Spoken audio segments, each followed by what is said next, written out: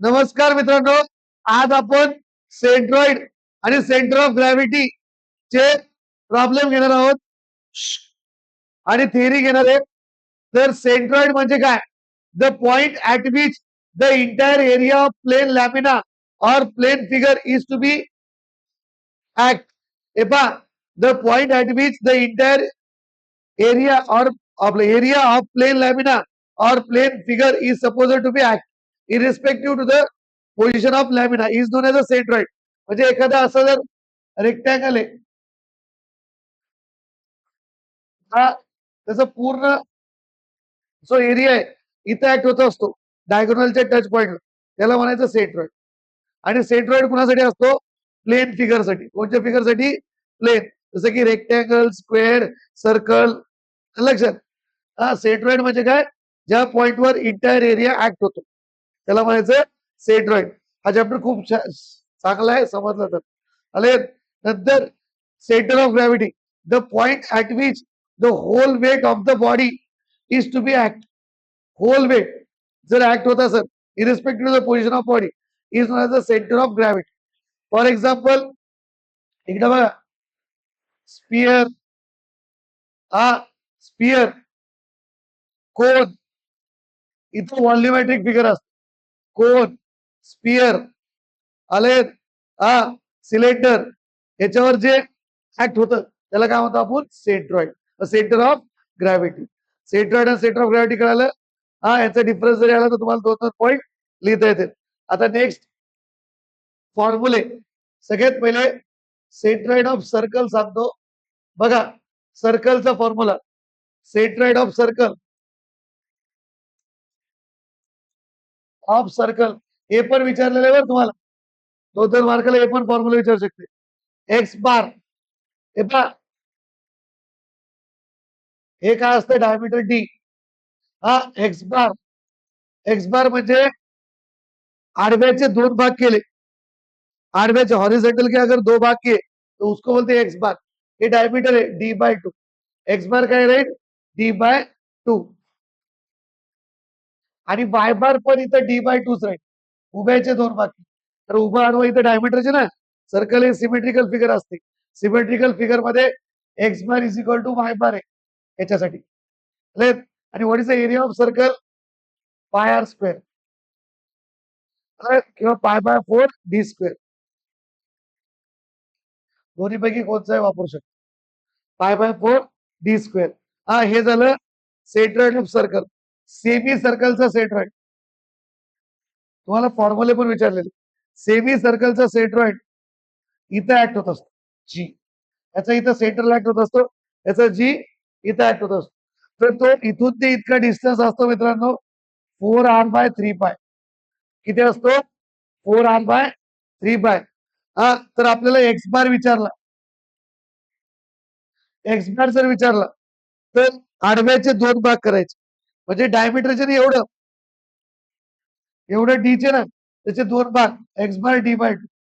आणि जर वाय बार विचारला, हा तर वाय बार कुठून असतो माहिती का? हे पहा, ही वाय ऍक्सिस आहे, हे एक्स ऍक्सिस आहे. या जी पासून ते एक्स ऍक्सिस पर्यंतचा डिस्टन्स म्हणजे काय असतो? वाय बार.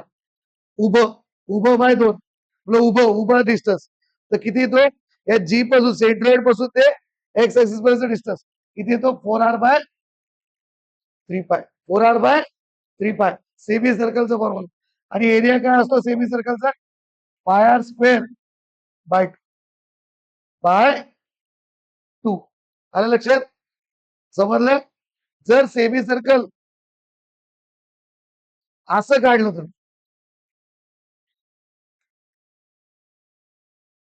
हा जी इथेच असतो, ते लक्षात ठेवायचं. इतका डिस्टन्स किती असतो? 4r/3π. हा जर एक्स बार विचारला त्याच्यात काही बदल नाही होणार, कारण की तो d/2 ना. पण वाय बार मध्ये इथं बदल होईल. काय असतं माहिती का मित्रांनो? वाय बार आणि एक्स बार. एक्स बार म्हणजे जी पासून ते इथपर्यंतचा डिस्टन्स, तो किती झाला? d/2. आणि वाय बार म्हणजे जी पासून ते एक्स पर्यंतचा डिस्टन्स. पण आता जी एवढं 4r/3π आपल्याला पाहिजे की एवढं एवढं. मग कोण सांगू शकतं बरं तुमच्यापैकी? हे काय असतं बाळांनो, याला काय म्हणतो आपण मॅथमॅटिकल लँग्वेज मध्ये? आर. याला काय म्हणतो? R, radius. याला काय म्हणतो? रेडियस. रेडियस असते ना एवढी, डायमीटरच्या अर्धी रेडियस असते ना एवढी. तर आर मधून एवढं जर 4r/3π काढून काढलं, किती भेटत तुम्हाला? वाय बार. वाय बार म्हणजे काय? या एक्स पासून ते जी पर्यंतचा डिस्टन्स. एक्स पासून ते, आता इथे पण पहा, एक्स पासून ते जी पर्यंतचा डिस्टन्स डायरेक्ट 4r/3. तेवढ्याच ना. पण इथे एक्स पासून जी पर्यंत डिस्टन्स, इथून ते इतकं 4r/3π, इतकी रेडियस का असते, इतके काय असतं? मग एवढा डिस्टन्स किती राहील? R minus 4r/3π. R minus 4r/, centroid is nothing but distance from G. समजलं? आता जर असा सर्कल घेतला, तुम्हाला डिटेल मध्ये सांगायला तिकडे पण झालं सगळं, तिकडे फक्त जास्त प्रॉब्लेम येत, व्हिडिओमुळे मी डिटेल तुम्हाला सांगायला. आता बघा, तिकडे हा चॅप्टर संपला. आता हे वाय, हे एक्स, जी इथंच ऍक्ट होत असत.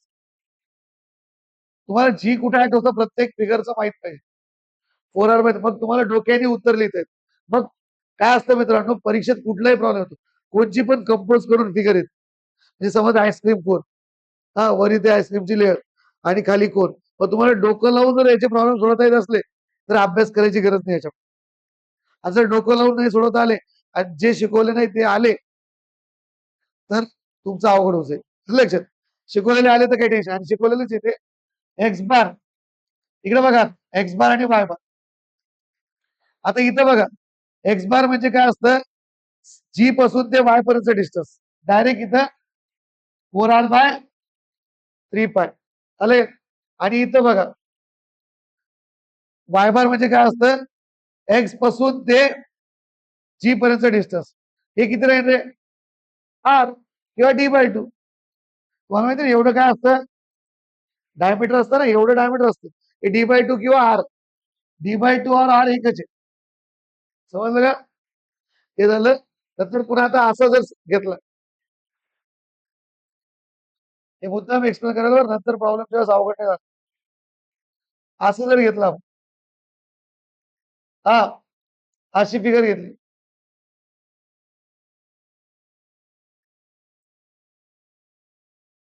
हे तुमचं वाय, हे तुमचं एक्स. जी कुठे ऍक्ट होतं? जी चेंज नाही होत. 4r/3π, हा 4r/3π. तर एक्स बार आणि वाय बार, आणि हे पहा एरिया तर तोच आहे ना, πr²/2, πr²/2. Circle, half circle आहे ना. एक्स बार किती आहे? हे पहा, एक्स बार काय म्हणलं मी तुम्हाला? जी पासून ते वाय पर्यंतचा डिस्टन्स, जी पासून ते वाय पर्यंत डिस्टन्स. मग इथं काय ते आर मायनस 4r/3. एवढं आर असत, एवढ्या आर मधून जर एवढं काढून टाकलं एवढं उरतं ना, आर मायनस 4r/3. वाय बार किती? d/2. d/2 इथून ते इतकं, जी पासून ते एक्स पर्यंतचा डिस्टन्स. समजलं? नंतर हे झालं सर्कल, हाफ सर्कल. आता रेक्टँगल. रेक्टँगल मध्ये कसं? रेक्टँगल आणि स्क्वेअरचं सारखं पाठ करायचं. तुम्हाला तुमच्या ज्या असाइनमेंट मध्ये फॉर्म्युला विचारले ते येऊ शकतं एक्झामला 2-2 मार्क. एक्स बार सेमी सर्कलचं येऊ शकतं बोर्डाला पण, सर्कलचं नाही विचारत इतकं सोपं. एक्स बार हे असतं बी, हे असतं डी. सेमी सर्कलचं जर विचारलं ना तर एकच फॉर्म्युला लिहून टाकायचा, कुठलाही एक हा लिहून टाकायचा जनरल. लक्षात, हे तुम्हाला प्रॉब्लेम साठी शिकवलं. एक्स बार, हे पहा दोन डायगोनल जिथे जोडले तिथे याचा जी ऍक्ट म्हणजे सेंट्रॉइड. तर मी काय म्हणलं, सेंट्रॉइड पासून ते एक्स पर्यंतचा डिस्टन्स म्हणजे वाय बार, आणि सेंट्रॉइड पासून ते वाय पर्यंतचा डिस्टन्स म्हणजे एक्स बार. आपोआप लक्षात येतं. बघा ते अर्धा डायगोनल बरोबर मधोमध छेदते ना, तर एक्स बार काय राहील? b/2. इथून ते इतकं ना, b/2. आणि वाय बार काय राहील? d/2. वाय बार काय राहील? d/2. रेक्टँगल जास्त महत्वाचा आहे, कारण की सगळं T, T section, I section, L section, हे कशापासून बनतं रेक्टॅगल पासून. ते प्रॉब्लेम 6 मार्कला आहेत, खूप सोपे येते. एक्स बार वाय बार समजलं. एरिया काय असतो रेक्टॅगलचा बी इंटू डी. एरिया माहिती ना रेक्टॅगलचा एरिया काय असतो बी इंटू डी. आलं समजलं. लेंथ इंटू ब्रेथ आणि बी इंटू डी एकच असतो. आलं समजलं. आता नेक्स्ट एक प्रॉब्लेम घेतो डी सेक्शनचा, तो 6 मार्काला आला. किती मार्काला 6. तर तो बघा लक्षात एकदम समजलं तर झटक्यात समजतं बरे. इकडे बघा एक टी सेक्शन आहे.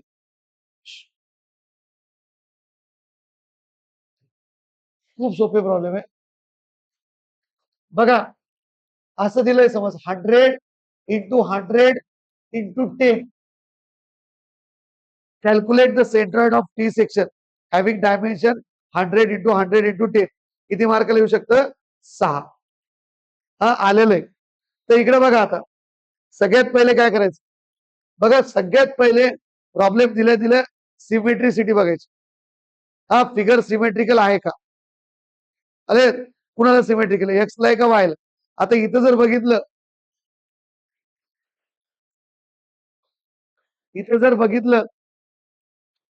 हा इथं जर बघितलं तर ही फिगर जी आहे ना सिमेट्रिकल म्हणजे काय बरोबर 2 भाग. हिला जर उभं कापलं किंवा असं फोल्ड केलं तर बरोबर त्याचे 2 भाग होते ना. म्हणजे ही कशाला सिमेट्रिकल आहे वाय वायला. मग this figure is symmetrical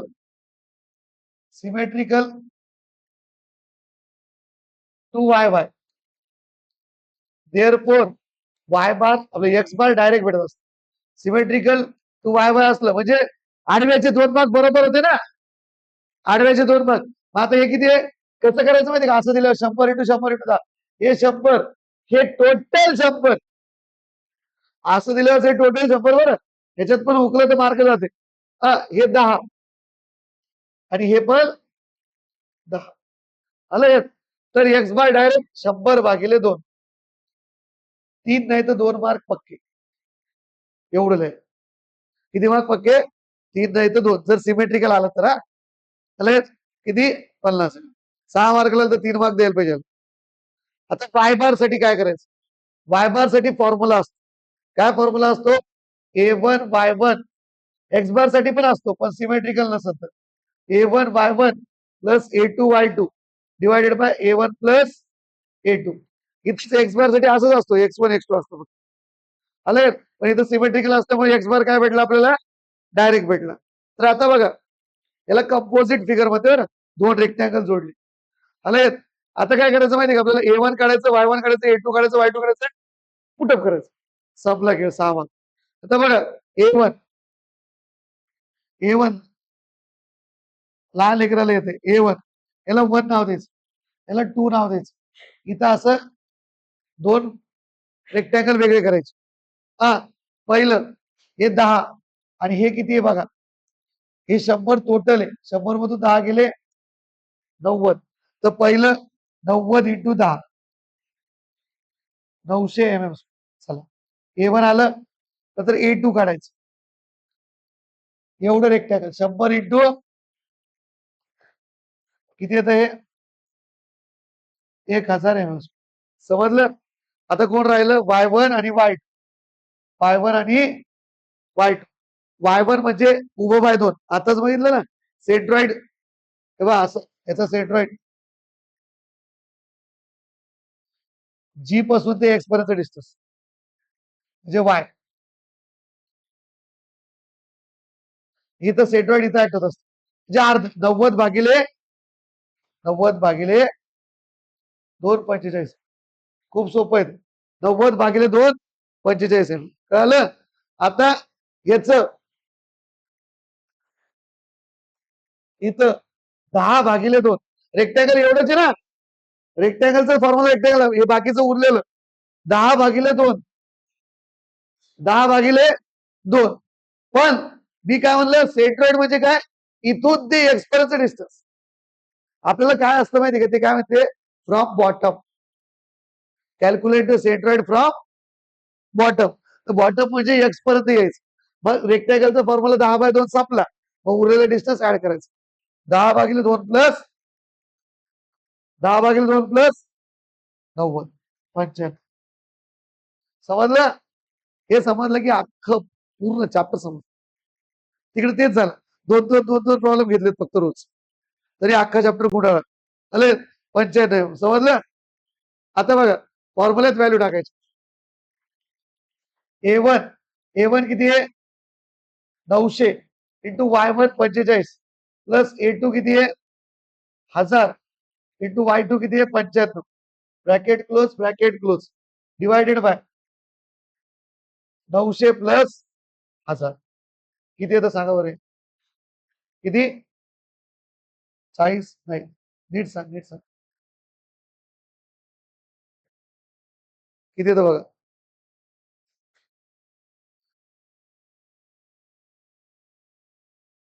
Y बार 71.31 हा, आणि एक्स बार किती आहे 50. समजलं? अजून एक प्रॉब्लेम घेतो, नीट लक्ष द्या.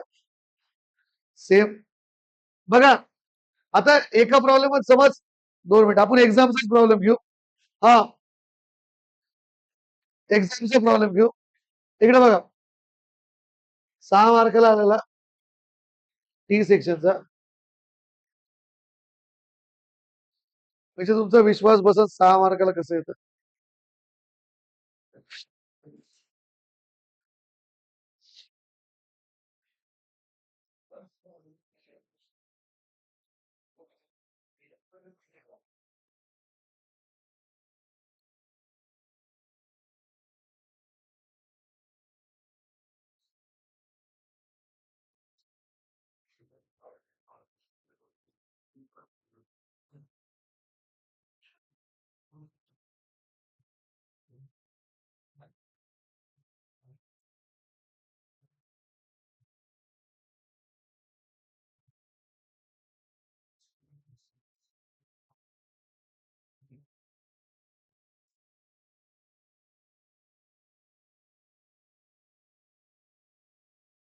हे पारे इथं इन्व्हर्टेड टी आलत.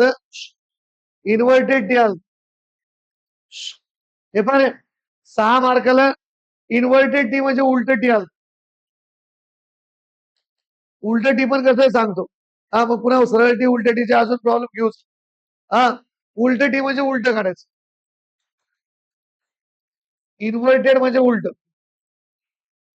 इन्व्हर्टेड म्हणजे उलट. एक बघा रे, फ्लेंज म्हणजे आडवी पट्टी. फ्लेंजिस किती आहे 60 इंटू 10. ही 60 इंटू 10. फ्लेंज म्हणजे आडवी पट्टी, वेब म्हणजे उभी पट्टी. एवढंच, मागच्या सारखं नाही करायचं बरं. मागच्या प्रॉब्लेम मध्ये आपण पूर्ण इथून ते इतकं घेतलं.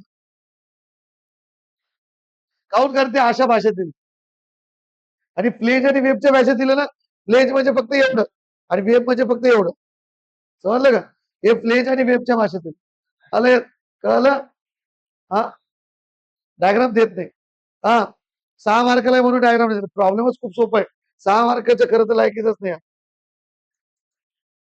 आता बघा लक्षात घ्या, X bar figure is symmetrical to Y by. Therefore X bar is equal to 60/2. 30 कमीत कमी 2 मार्क फक्त. आता मॉडेल आन्सर वर देण्यावर आहे. हा, सेंटीमीटर असेल तर सेंटीमीटर, जे युनिट आहे ते लिहायचं. अलग जे युनिट आहे ते लिहायचं. युनिट चेंज करायचं नाही. एका मॉडेल आन्सर मध्ये युनिट चेंज करून उगाच प्रॉब्लेम लापा केला. युनिट चेंज करत नसते या चॅप्टरमध्ये. अलग जेव्हा मॉडेल आन्सर बघू नका, मी म्हणलं अलग एक्स बार. नंतर वाय बार साठी पुन्हा A1 काढायचं, A2 काढायचं, Y1 काढायचं, Y2 काढायचं. आता नीट बघा, A1 60 इंटू 2 याला 1 नाव द्या.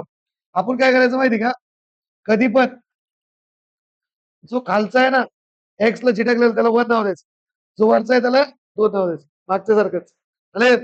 तर A1 किती आहे 60 into 10 600 centimetre square. 60 into 10. A2 किती आहे अगेन 10 इंटू 60 600 सेंटीमीटर. समजलं? आता A2 A1 आलं लक्षात. Y1 y1 10/2 5 centimetre. हे पहा मी म्हणलं ना तुम्हाला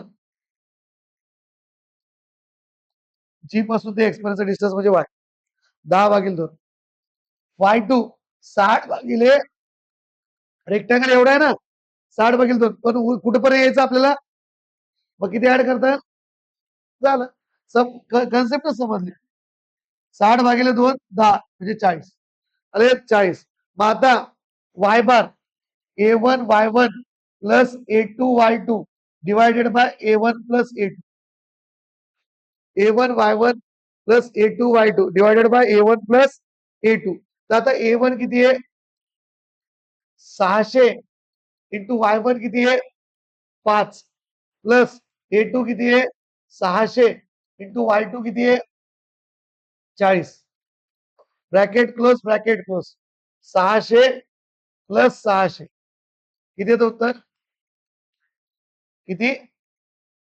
22.5 सेंटीमीटर मग जी एक्स बार कॉमा वाय बार 50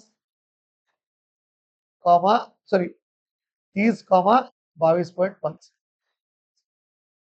अंडरस्टँड